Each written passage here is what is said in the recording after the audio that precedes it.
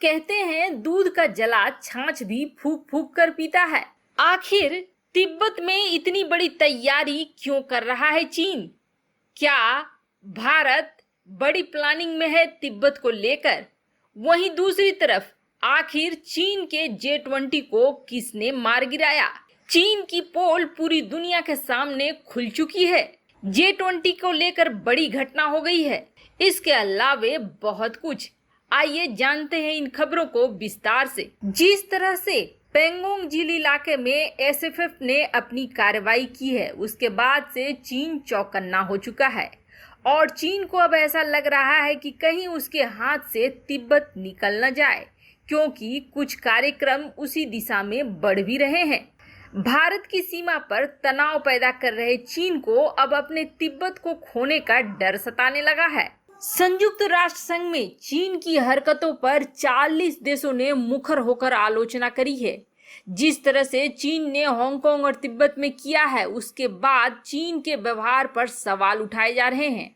America, कई यूरोपीय देश, जापान और अन्य देशों ने मिलकर यह कहा है कि चीन को अपने इन इलाकों में बाहरी देशों को आने देना चाहिए। आखिर चीन क्यों नहीं आने देता है?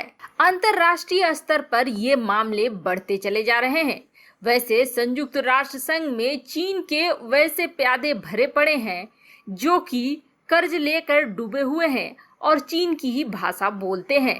ऐसे में संयुक्त राष्ट्र संघ में जहां 40 देश चीन के खिलाफ खड़े हुए, तो वहीं 55 देशों की तरफ से पाकिस्तान ने भी एक बयान को पढ़ा जो कि चीन के समर्थन में था।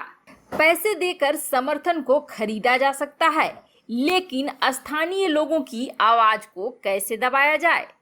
जिस तरह से तिब्बत के युवा भारत की SFF में भर्ती हो रहे हैं, उससे चीन को यह बात बहुत अच्छे से समझ में आ रही है कि अंतर्राष्ट्रीय स्तर पर अब देश चीन के खिलाफ आने ही लगे हैं और स्थानीय लोग भी उसके साथ नहीं होंगे, जिसकी वजह से चीन ने तिब्बत पर बड़ा कदम उठा लिया है। तिब्बत की राजधानी लहासा को एक किला बना रहा है चीन। विरोध की आवाजों को दबाने के लिए चप्पे चप्पे पर पुलिस तैनात हो रही है और ऐसा कहा जा रहा है कि लोगों को नियंत्रित करने के लिए ऐसा किया जा रहा है। स्थानीय जनता को सर्विलांस में रखा जाता है, जिससे कि एक केंद्रीय कंट्रोल कायम हो सके। अभी तक लहासा में 130 सेंटर खड़े कर दिए गए हैं, जिसमें चीनी कम्युनिस्ट पार्टी पुलिस अफसरों को तैनात कर रही है। कहा जाता है कि राष्ट्रपति शी जिनपिंग की यह नीति है कि देश की रक्षा के लिए देश की सीमा की रक्षा जरूरी है। सीमा की रक्षा के लिए तिब्बत में शांति कायम रखना खास है। असल में इतनी पुलिस इसलिए तैनात की गई है कि चीन की सरकार के खिलाफ तिब्बत में किसी भी तरह का प्रदर्शन न हो सके।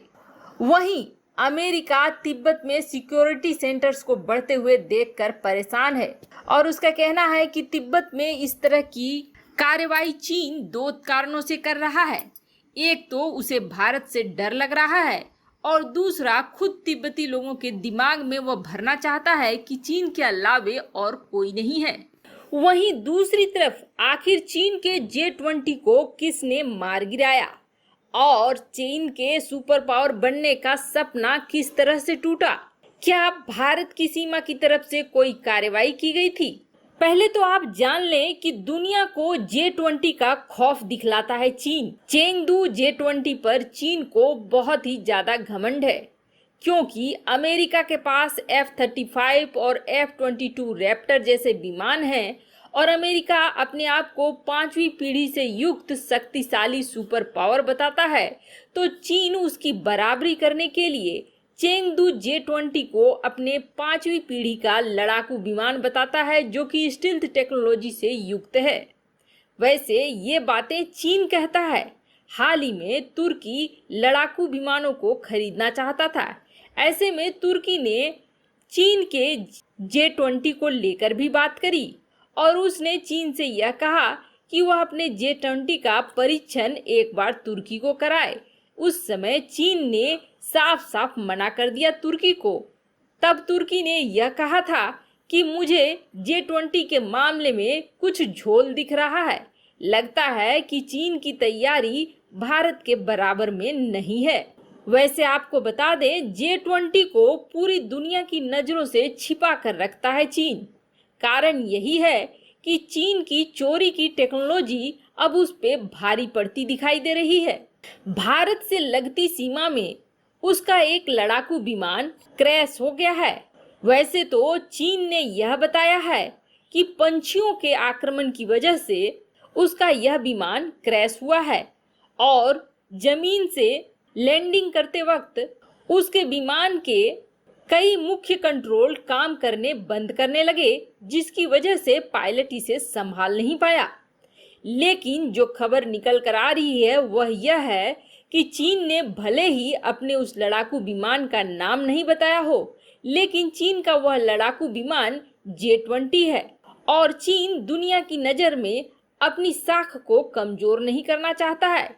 यह भी कहा जा रहा है कि पंछियों के हमले से एक खास एरिया जिस जगह पे हमला हुआ है वही प्रभावित होता है, लेकिन पूरे के पूरे कंट्रोल का इस तरह से हो जाना यह दर्शाता है कि चीन का J20 वह चीज नहीं है जिसे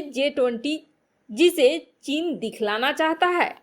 असल में चीन का J20 स्टील्थ फाइटर जेट भी नहीं है और अब तक दसियों बार यह क्रैश हो चुका है कई मामलों में, और हर बार चीन कोई न कोई बहाना बनाकर इसकी क्रैश की घटना को छिपाने की कोशिश करता रहता है।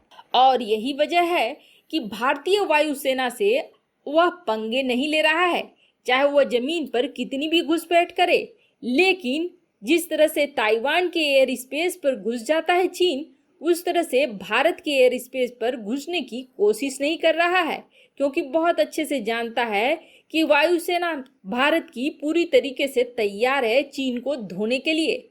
ऐसे में उसके विमान अगर गिरना शुरू होते हैं तो इस चीज को वह छिपा नहीं पाएगा और पूरी दुनिया में उसकी किरकिरी मच जाएगी। एक तरफ तिब्बत खोने का डर लग रहा है चीन को, तो वहीं दूसरी तरफ उसके J20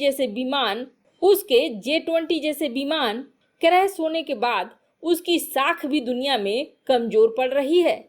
आपको क्या लगता है, तिब्बत पर इतनी सख्ती करके क्या चीन तिब्बत को आजाद होने से रोक लेगा? कमेंट कर अपनी राय जरूर बताएं। और क्या चीन के J20 को आप 5वीं पीढ़ी का स्टील्थ फाइटर जेट मानते हैं, या इसमें भी चोरी की हुई टेक्नोलॉजी है और इसमें बड़ा झोल है? आपकी राय क्या है? कमेंट कर जरूर बताएं। मिलते हैं अगले वीडियो में नई न्यूज के साथ।